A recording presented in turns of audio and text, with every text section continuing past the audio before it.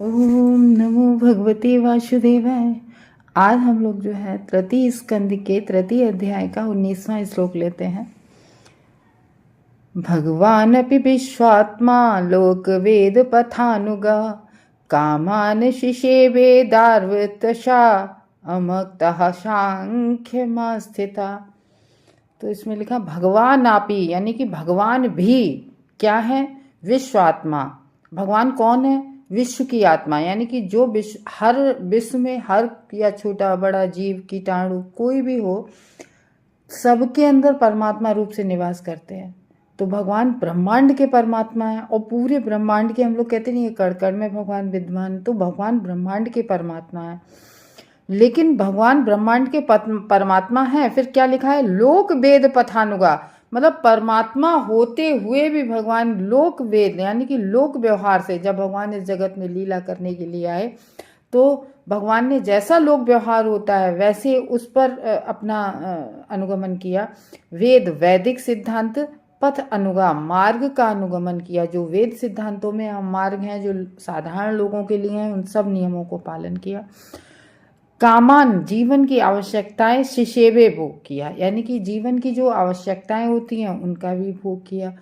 दुर्वेत्ताम द्वारकापुरी में, कहाँ पे? द्वारकापुरी में। कहने का ये मतलब है जीवन के भगवान ने विवाह भी किया विश्वात्मा होते हुए भी, और कैसे विवाह करने के बाद सारी चीजों को सिसेवे भोग करते हुए भी भगवान कैसे रहे द्वारकापुरी में?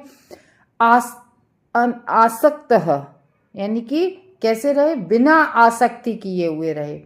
सांख्यम, सांख्य दर्शन के ज्ञान में। सांख्य दर्शन, अब आप ये कहो कि सांख्य दर्शन का ज्ञान भगवान ने जब सांदीपनी मुनि से जब भगवान ने शिक्षा ग्रहण की थी तो भगवान को तो शिक्षा ग्रहण करने की जरूरत ही नहीं थी, क्योंकि जो पूरे विश्व गुरु भगवान है, पूरे ब्रह्मांड के गुरु भगवान है। ब्रह्मा जी को भी भगवान ने वेदों का ज्ञान दिया।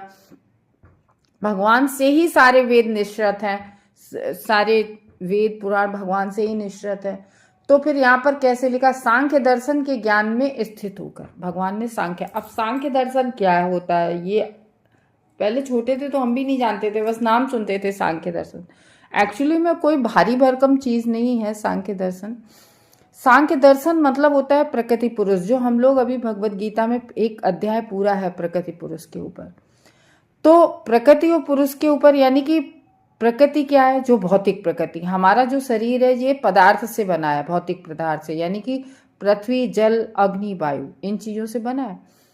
तो ये प्रकृति हो गई। और पुरुष, ये जो हमारी जीवात्मा, जो हमारे अंदर आत्मा है, ये सांख्य दर्शन। और हमें इसी का ज्ञान करना है कि हमारा शरीर अलग है, देह अलग है। सांख्य दर्शन में यही सिखाया जाता है, हमारी देह अलग है और हमारा शरीर अलग है। जो आत्मा होती है हमारी, ये आत्मा जो होती है वो हमेशा के लिए होती है, शाश्वत होती है। तो आत्मा कभी, हम लोग पढ़ते हैं ना, आत्मा कभी विनिष्ट नहीं होती किसी भी परिस्थिति में। न जलाया जाता है, न काटा जा सकता है, न मारा जा सकता है। आत्मा को कुछ भी नहीं किया जा सकता है। केवल हमारा ये शरीर जो होता है वो हमें सिर्फ इसी जन्म के लिए, यानी कुछ ही दिनों के लिए मिलता है, और फिर कुछ दिनों के बाद में फिर ये विनिष्ट हो जाता है। तो इसीलिए इस श्लोक में बता रहे हैं कि भगवान जो कि विश्वात्मा है, लोक वेद का अनुकरण करते हुए, जो लोकाचार है उन सब की, यानी कि विवाह भी किया, बच्चे भी किए हैं। लेकिन कैसे? ठीक है ना, दिखने में लग रहा है सब कुछ। भगवान के तो शरीर और आत्मा, हमारी शरीर और आत्मा अलग होती है, लेकिन भगवान की शरीर और आत्मा में कोई अंतर नहीं होता है। भगवान दिव्य होते हैं। तो इस तरीके से बता रहे, सांख्य में स्थित न होना कहलाता है कि जब हमें आत्मा का ज्ञान नहीं होता है। भगवान ने वैसे तो प्रकृति पुरुष वाला अध्याय है ही है, लेकिन भगवान ने जब गीता का ज्ञान देना शुरू किया था अर्जुन को, अर्जुन जब मोह में पड़ गए थे, द्वितीय अध्याय से ही भगवान देने लगे थे गीता में। तो भगवान जब हमें आत्मा का ज्ञान नहीं होता है, ठीक है ना, तो तब हम सांख्य में स्थित नहीं होते हैं। तो ये है कि मूल में सांख्य शब्द से प्रकृति एवं पुरुष के विवेक को कहा गया है। तो भगवान, हम लोग कहते नहीं, भगवान षड ऐश्वर्यों से युक्त है, ठीक है। भगवान में पूर्ण बल है, पूर्ण यश है, पूर्ण शक्ति है। भगवान लास्ट के जो 2 हैं, भगवान में पूर्ण ज्ञान, भगवान पूर्ण वैराग्य है।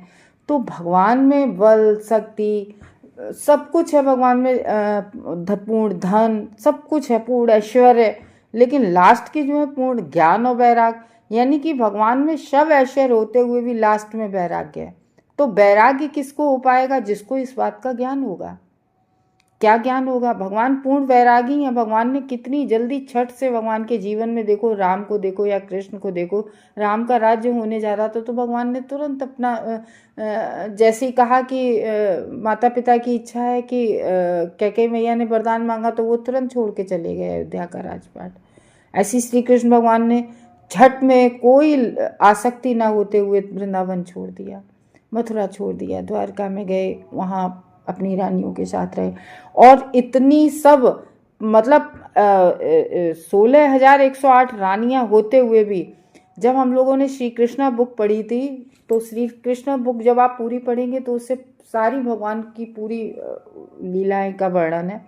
तो उसमें बताया गया कि भगवान द्वारिका में जब रहते थे 16,108 रानियों, भगवान अपना एक्सपेंशन कर देते थे, हर रानी के साथ अपनी आध्यात्मिक शक्ति से अपने आप को एक्सपेंसेस कर लेते थे, सबको साथ सोते थे। और भगवान सुबह 4 बजे, यानी कि मुर्गे की बाग से पहले, तो रानी, उसमें बड़ा अच्छा विवरण देखा है कि रानियों को मुर्गे की बाग अच्छी नहीं लगती थी, वो सोचते थे कृष्ण और हमारे साथ लेटे। और तो ये है, तो मतलब भगवान सुबह लोक वही कि मतलब फिर भी भगवान ने सब कुछ लोकाचार, सब लोग वेद निभाया, और फिर भी भगवान ने अपना पूरा, यानी कि सुबह 4 बजे उठना और सब करना, तो भगवान दान देना, सब मतलब पुण्य, सब कुछ भगवान करते थे, भगवान होते हुए भी। तो हम लोगों को भी, जब हम लोग यहाँ कुछ ही दिनों के लिए आते हैं और हम लोग जानते हैं कि ये तो सबको, ये सांख्य दर्शन, ये चलो न ज्ञान हो, कुछ किसी को नहीं पता हो, लेकिन ये तो सबको पता है कि आत्मा जो है वो हमारी शाश्वत है। तो ये बताओ, जब हम सब लोग जानते हैं कि आत्मा को न काटा जा सकता, न मारा जा सकता, ये शरीर तो विनष्ट होना है, लेकिन हम लोग इस जीवन में किसके लिए कार्य करते हैं? सिर्फ अपने शरीर के लिए, सिर्फ अपनी इंद्रिय तृप्ति, शरीर की इंद्रिय तृप्ति के लिए करते रहते हैं। आत्मा के लिए क्या कार्य करना चाहिए? आत्मा के लिए, हमारी आत्मा शाश्वत है, हमेशा रहती है, तो आत्मा के लिए हमें भजन करना चाहिए, हमें नाम जप करना चाहिए, हमें भगवान का श्रवण करना चाहिए, भगवान का कीर्तन करना चाहिए। तो हम कभी सोचते हैं कि हमें भागवतम सुननी चाहिए, ठीक है ना? और हम लोग जबकि सकाम कर्म में लगे रहते हैं कि हम इतना यहाँ शंकर जी पे, वो ठीक है, करना चाहिए, सारे विधि विधान करने चाहिए, क्योंकि हम लोग इस जगत में आए हैं, भगवान ने भी किया, तो वो सब ठीक है। लेकिन हम उसके बदले मांगने क्यों नहीं लगते हैं कि हमारे लड़के की नौकरी लग जाए, हमें खूब धन दौलत हो जाए, हम ये करके हम जितना करते हैं हम वहाँ, लेकिन हम आत्मा के लिए क्या कर पा रहे हैं इससे? ये तो कोई आत्मा, जब हम सकाम करते ही, वो आत्मा के लिए तो नहीं है। और भगवान तो 2 अध्याय में ही कहते हैं अर्जुन से, जब जैसी गीता का ज्ञान देते हैं तो भगवान अर्जुन से कहते हैं, हे अर्जुन, तब एक बार और मैंने शूरदेव विवस्वान को ये ज्ञान, गीता का ज्ञान दिया था, लेकिन अब समय के अनुसार ये ज्ञान अब मतलब ज्ञान फीका पड़ गया, ज्ञान का कोई उपयोग नहीं करता, इसलिए मैं ज्ञान पुनः देता हूँ, तो ये मेरा ज्ञान सुनो। और तब तुम भी थे, तुम्हें याद नहीं है पर मुझे सब कुछ याद है, तब तुम भी थे, मैं भी था, और ये सारे राजा लोग भी थे, ऐसे करके भगवान ने कहा था, ठीक है ना? तो ये है, तो वो कह रहे हैं कि भगवान को पूर्ण वैरागी भी बताया जाता है। तो उसी तरीके से हम लोगों को जब ये ज्ञान होगा कि जब हम लोग भागवतम श्रवण करेंगे, भगवान के बारे में सुनेंगे, तब हमें, जब शास्त्रों का ज्ञान होगा, तब हमें ये ज्ञान होगा कि नहीं, हम शरीर नहीं, हम आत्मा हैं, ये शरीर तो विनष्ट हो जाना है आत्मा के लिए, तभी तो हमें वैराग्य हल्का उत्पन्न होगा। वरना हम लोग तो भगवान ने तो किया, लेकिन भगवान ने विवाह बच्चे करते हुए भी भगवान पूर्ण वैरागी रहे। और हम लोग तो एक्चुअली में तो हम लोग क्या करते हैं, हम लोग तो और ज़्यादा, बल्कि अपनी पहचान ही करने लगते हैं कि मैं इनका पति हूँ, मैं इनका पिता हूँ, मुझे इन्हीं के लिए सब कुछ करना है, ठीक है ना? तो ये है, आत्मा के रूप में अपने आप का होना हम नहीं जान पाते कि हम आत्मा हैं, और बस शरीर के लिए ही कुछ कर रहे रहते। आत्मा के लिए कितने % हम काम कर रहे हैं? हम जरा गंभीरता से सोचना, जो भी सुने 1 2 3 लोग, जरा गंभीरता से सुन, आप इस बात पर विचार कीजिए कि हम आत्मा के लिए क्या कार्य कर रहे हैं। ठीक है, तो ये है, हमें आत्मा के लिए भी कुछ कार्य करना चाहिए। देखो हमारा, जब हम इस जीवन में, ये हम बहुत डीप बात ये कहने जा रहे हैं, जो हमारे गुरुओं ने, आचार्यों ने हमें बताई, ये बहुत डीप लाइन है, बता कि जब हम इतना भौतिक जगत का कार्य कर रहे हैं कि हम सुबह से शाम तक रुपए कमाने में लगे हैं, हम अपने सारे शौक़ पूरे कर रहे हैं, हम अपने परिवार के शौक़ पूरे कर रहे हैं, हम सब कुछ कर रहे हैं, हम पूरे दिन इसी में लगे रहते हैं, लेकिन हम अपनी आत्मा के लिए कितने % काम कर रहे हैं? वो आत्मा जो चिरस्थायी है, क्योंकि हम जो भी कुछ करते हैं इस जीवन में, हम जो भी करते हैं, हम जितना भी धन कमाते हैं, हमारे पत्नी, बच्चे, रिश्ते, संबंध, जिनके लिए हम पूरे जीवन भागते दौड़ते रहते हैं, वो सब हमारा जैसे ही शरीर समाप्त हो जाता है, हर चीज़ समाप्त हो जाती है उसके साथ में। और आत्मा के लिए हम जो करते हैं वो कभी समाप्त ही नहीं होता है, कभी भी समाप्त नहीं होता है। जैसे हमने इस जन्म में 20% भक्ति कर ली है, तो जब हमारा अगला जन्म होगा तो उसमें हमें 21 से, मतलब 21 से भक्ति शुरू हो जाएगी, फिर हमें बंद से नहीं करनी पड़ेगी। जैसे कल हमने परीक्षित महाराज के बारे में सुना, तो परीक्षित महाराज की पूर्व जन्म की भक्ति थी, जो उन्हें भगवान ने इस तरीके से माँ के गर्भ में आके बचाया भी, और भगवान ने दर्शन भी दिए। हम देखते हैं कि इस भौतिक जगत में कुछ बच्चे बहुत बचपन से, बहुत छोटे से ही उन्हें सब कुछ, गीता के बहुत सारे श्लोक याद रहते हैं, उन्हें बहुत ज्ञान होता है, और वो बचपन से ही बहुत सारे ज्ञानी होते हैं ऐसे करके। तो ज्ञान, ये क्या होता है? ये कैरी फॉरवर्ड हुआ होता है ना नेक्स्ट बर्थ में। तो यही होता है कि आध्यात्मिक, जो भी हम कुछ आध्यात्मिक करते हैं, अपनी आत्मा के लिए करते हैं, वो सब अगले जन्म को जाता है। और हम जो भी भौतिक जगत का करते हैं, कुछ भी अगले जन्म नहीं जाता है। हम जिन बच्चों के लिए, या जिनके, देखो कार्य सारे करने हैं। कभी भी भागवतम और भगवत गीता ये नहीं कहती कि आप कर्तव्यों को छोड़ो। भगवान ने भी कहा है कि कर्तव्यों को तो करना है, लेकिन क्या करना है? हर चीज में सेंटर में कृष्ण को रखना है।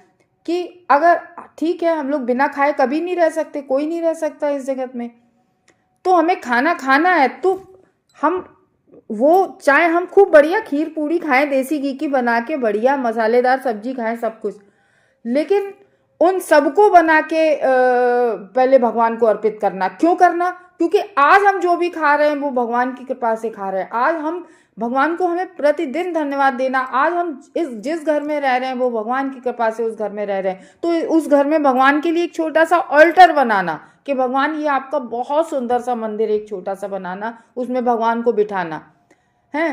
कार है आपके पास बहुत बड़ी, तो उससे भगवान के लिए तीर्थ यात्रा करना, भगवान के दर्शन करने जाना, भगवान के धाम जाना, ये करना। तो जब हम हर चीज में, और अगर हमने बनाया और स्वयं खा लिया, और भगवान तो आपकी कोई रोटी पूड़ी खीर खींच नहीं लेंगे। आज हमने देखा है, किसी पुराण में कहीं लिखा है कि खूब मसालेदार बढ़िया सब्जी बना के कृष्णा को भोग अर्पित करके अर्पित करने से शोक दूर हो जाते हैं। आज ही हमने किसी उसमें पढ़ा है, लाइन में, किसी पुराण में लिखा है। तो देखो ऐसा है, तो उसके लिए अब हम जो कहें कि हम भैया प्याज डालते हैं भगवान को भोग, क्यों? भगवान के लिए आप वो छोड़ नहीं सकते हैं। आप और भी बढ़िया, बहुत अच्छा भोजन बनता है। भगवान कहते हैं पत्रम पुष्पम फलम तोयम यो में भक्त्या प्रचलित। आपके पास जो भी, तो उसका ये भी नहीं है कि आप, कभी कभी कोई होता है नहीं पूड़ी बना पाता है, लेकिन भगवान ने उसके लिए कहा पत्रम पुष्पम। अगर आप फल खा रहे हैं तो फल दीजिए, फल भी नहीं है अगर आपके पास में, तो आप भगवान को पत्ती तोड़ के दे दीजिए, अर्पित कर दीजिए तुलसी पत्र से, तो भगवान बहुत खुश होते हैं। जल दे दीजिए भगवान को, जल अर्पित कर दीजिए। लेकिन ये नहीं है कि भगवान को जल अर्पित करके आप बढ़िया बढ़िया मिष्ठान और बढ़िया बढ़िया बना के खाएं, तो वो तो चोर हुए ना, चोरी हुई ना, कि जो तुम्हें दे रहा है उसको तो तुम केवल पानी और पिला के और मिश्री रख देते हो 2 दाने, और फिर तुम बढ़िया पूरे दिन। तो इस तरीके से हमें करना चाहिए। हमें सेंटर में भगवान को रखना चाहिए। जब हम सेंटर में भगवान को रखेंगे, और तभी हम और ये सब चीज़ें कैसे आती हैं? ये सब चीज़ें हमें श्रवणम से आती हैं, जब हम भगवान के बारे में सुनते हैं, नाम जप करते हैं। देखो, एक बात तो सही है कि यदि आप धर्म में प्रगति करना चाहते हैं तो आपको श्रवण करना पड़ेगा, क्योंकि एक दिन कर लेंगे, अगले दिन भूल जाएंगे। नित्यम भागवत सेवया, हमारे इस प्रथम स्कंद के प्रथम अध्याय में श्लोक था, भगवती उत्तम श्लोके नित्यम भागवत सेवया। सबसे उत्तम श्लोक किसको कहा गया? भगवान श्री विष्णु के, नारायण को, कि उन भगवान का उनके उत्तम श्लोक के बारे में हमें सुनना चाहिए। भगवती उत्तम श्लोके भक्तिर्भवति नैष्टिके। उससे क्या होता है? हमारे सारे पाप नष्ट हो जाते हैं। तो इस तरीके से हमें ये ध्यान रखना पड़ता है कि आत्मा ही शाश्वत है, आत्मा ही चिरस्थायी है।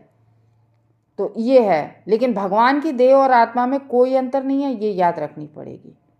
ठीक है, तो श्री भगवान कृष्ण जो अंतर्यामी है, और अंतर्यामी है भगवान श्री कृष्ण, सबके विश्व के अंतर्यामी है, पूरे ब्रह्मांड के बारे में उन्हें सब कुछ पता रहता है, लौकिक तथा वैदिक।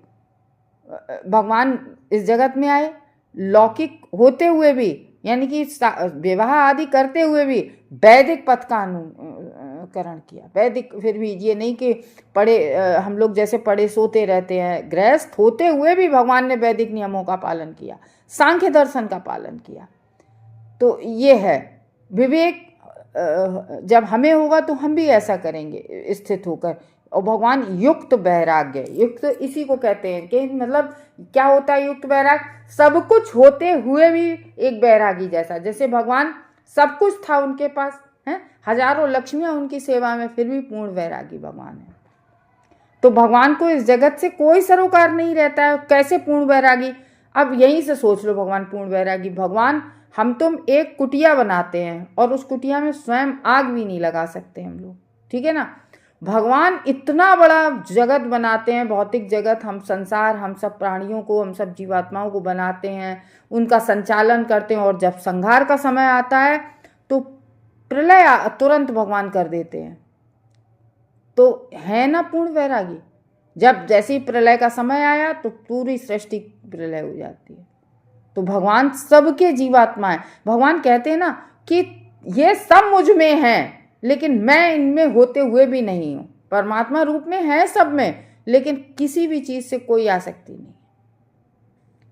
ये है, परमात्मा रूप में भगवान संचालन करते हैं। और इसीलिए इसमें लिखा है कि भगवान, इसके अनुवाद में लिखा है कि भगवान द्वारकापुरी में जीवन का भोग किया और सांख्य दर्शन प्रणाली के द्वारा प्रतिपादित वैराग तथा ज्ञान में स्थित रहे भगवान। तो ये है, भोग करेंगे, हम लोगों को आसक्त नहीं होना है, भगवान को सेंटर में रख के हमें सब कुछ करना है। कीर्तन है, हम लोग भजन कीर्तन करते हैं, तो उसमें भी तो म्यूजिक होता है ना। तो क्यों, हम लोगों ने भागवतम में कई जगह पढ़ा है कि हमारे पास हमारी जो कलाएं हैं हमारे पास, तो उन सबको भगवान के उपयोग में लेना चाहिए। अगर आप पेंटिंग कर लेते तो बढ़िया भगवान की पेंटिंग बनाओ।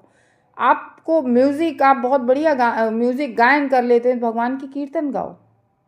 देखो, एक बात है कि जैसे कल ही हम पढ़ रहे थे सा रे गा मा, ये जो संगीत है ये भी भगवान कहते हैं, वो भी भगवान से आया है। तो उसका भी उपयोग भगवान के में करना चाहिए। पहले लता मंगेशकर जी ने गाना गाना शुरू किया था, तो उन्होंने कहा था कि जो भी मैं गाऊंगी वो मैं केवल भगवान के लिए ही गाऊंगी। फिर बाद में कुछ दिनों बाद लास्ट टाइम पे उन्होंने और भी गाने गा दिए थे, ऐसे फिल्मी गाने। तो फिर उन्हें पछतावा भी हुआ, तो उन्होंने कहा भी कि नहीं, मैंने कहा था कि मैं केवल भगवान के लिए गाऊंगी, और मुझसे मैंने फिर गाए इस तरीके से, थोड़ा सा उन्हें इसका वो हुआ था। तो जब महाराज युधिष्ठिर पृथ्वी, कल हम लोगों ने महाराज युधिष्ठिर के बारे में सुना था, तो ये क्यों है? क्योंकि इस श्लोक में हम कहेंगे जैसे उसी के साथ साथ भगवान ने, इस अनुवाद में लिखा है ना, उसी के साथ साथ श्री भगवान ने समाज, किसके साथ? ये आती है ना किसके साथ, तो इसका लिंक है ना, पिछले श्लोक में हम लोगों ने पढ़ा था ना कि भगवान ने कल हम लोगों ने क्या जाना था कि भगवान ने महाराजा युधिष्ठिर को, जो कि धर्म के पुत्र थे, उनको पूरी पृथ्वी का राज्य देके उन्हें अश्वमेध यज्ञ करवाया और उन्हें आगे धर्म पर चलने के लिए प्रेरित किया कि किस तरीके से धर्म से चलकर प्रजा को भी धर्म पर आगे, क्योंकि राजा का कर्तव्य होता है प्रजा को धर्म पर चलाने का। तो इस तरीके से भगवान ने उन्हें प्रेरित किया। तो वही कह रहे हैं यहाँ पर, जब महाराज युधिष्ठिर, तो उसी तभी लिखा है कि अनुवाद में उसी के साथ साथ, किसके साथ, जो कल युधिष्ठिर को बिठाया, उसके बाद जब महाराज युधिष्ठिर पृथ्वी के सम्राट थे तो भगवान श्री कृष्ण द्वारका के राजा थे। तो पूरी पृथ्वी को भगवान ने, तो भगवान द्वारका, इसलिए भगवान क्या कहते, भगवान को हम लोग कहते हैं ना द्वारकाधीश कहते हैं ना भगवान को। तो अन्य अधीन राजाओं की तरह वे भी महाराज युधिष्ठिर के शासन के अधीन थे। तो अब आप ये कह सकते हो भगवान द्वारकाधीश थे और पूरी पृथ्वी पर राज्य युधिष्ठिर का था। तो भगवान ने पूरी, सम्राट वही होता है चक्रवर्ती सम्राट जो पूरी पृथ्वी पर राज्य करता है, लेकिन पूरी, जैसे प्रधानमंत्री होता है, ठीक है ना, वो पूरे भारत का होता है, लेकिन फिर हर प्रदेश का मंत्री होता है कि नहीं होता है। तो उसी तरीके से उस समय राजा लोग होते थे। तो वही लिखा है कि उनके जो अधीन और राजा थे युधिष्ठिर महाराज के, उसी तरीके से उनके एक अधीन राजाओं की तरह से भगवान द्वारकाधीश थे, भगवान श्री कृष्ण थे। देखो पूर्ण वैरागी, देखो भगवान को, महाराज युधिष्ठिर के शासन के अधीन थे भगवान। यद्यपि भगवान श्री कृष्ण संपूर्ण सृष्टि के परम सम्राट हैं। सृष्टि यानी कि केवल भगवान पृथ्वी के ही नहीं है, पूरी सृष्टि के सम्राट हैं। पूरी सृष्टि का मतलब असंख्य ब्रह्मांड, केवल हमारा ही ब्रह्मांड नहीं, असंख्य ब्रह्मांडों के भगवान सम्राट हैं। क्योंकि भगवान को हमने देखा था सृष्टि करते हैं तो उनके रोमकूपों से असंख्य ब्रह्मांड निकल रहे हैं। किंतु जब तक वे इस धरा धाम में रहे भगवान, उन्होंने कभी भी वैदिक आदेशों का, भगवान नारायण होते हुए भी, हम लोगों के पास इतने सारे अधिकार हों तो हम लोग तो कभी, मतलब है ना, अपने अधिकार, लेकिन भगवान इतने पूरी सृष्टि के सम्राट होते हुए भी उन्होंने अपने आदेशों का, वैदिक आदेशों का उल्लंघन नहीं किया। क्यों? क्योंकि ये मानव जीवन के लिए मार्गदर्शक होते हैं, क्योंकि भगवान ने ये मार्गदर्शन की व्यक्ति को कैसे रखना चाहिए। सांख्य दर्शन नामक जो ज्ञान प्रणाली है, जो हम लोगों ने जाना, आत्मा और शरीर का अलग अलग भेद करना, ज्ञान करना, तो ये ज्ञान प्रणाली के आधारित वैदिक सिद्धांतों के अनुसार नियमित मानव जीवन ही जीवन की आवश्यकताओं को भोग करने का असली मार्ग है। मतलब अपने इन को पालन करते हुए ही भोग करना चाहिए, जैसे भगवान ने किया। ठीक है, पूर्ण सब विवाह, इतनी रानियां होते हुए भी पूर्ण वैरागी, पूर्ण उन्होंने उसका जीवन जिया वैदिक नियमों के अनुसार। तो वैराग्य तथा लोक व्यवहार में ऐसे ज्ञान के अभाव में तथाकथित मानव सभ्यता खाने पीने भोग विलास करने वाले पशु समाज से अधिक कुछ नहीं है। अब बहुत बढ़िया ये लाइन है। तो आज हम लोग क्या कर रहे हैं, ठीक है ना, कि मानव सभ्यता खा रहे हैं, पी रहे हैं, अपने भोग विलास कर रहे हैं, इंद्रिय तृप्ति में लगे हुए हैं, भोग विलास कर रहे हैं। तो ये तो पशु क्या करते हैं, पशु भी तो यही करते हैं, ठीक है ना, पशु भी यही करते हैं कि खा लेते हैं, सो लेते हैं, पी लेते हैं, इंद्रिय तृप्ति करते हैं। तो श्री भगवान अपनी इच्छा अनुसार स्वतंत्र रूप से कार्य कर रहे थे, फिर भी उन्होंने अपने व्यवहारिक, भगवान के ऊपर कोई नहीं होता है, फिर भी उन्होंने अपने व्यवहारिक दृष्टांत द्वारा ऐसा जीवन बिताने की शिक्षा दी है कि देखो भगवान यहाँ इस लौकिक जगत में कैसे रहे। तो जो वैराग्य तथा ज्ञान के सिद्धांतों के विरुद्ध ना हो, भगवान ने ऐसा कोई कार्य नहीं किया जो वैराग्य तथा ज्ञान के सिद्धांतों के विरुद्ध ना हो। ज्ञान तथा वैराग्य की प्राप्ति जीवन की वास्तविक पूर्णता है। तो इसलिए हम लोगों को भी पहले ज्ञान कहाँ से प्राप्त होगा, शास्त्रों को जानकर। तो इस तरीके से हमें वास्तविक पूर्णता, जैसा कि सांख्य दर्शन में विस्तार पूर्वक प्रतिपादित किया गया है।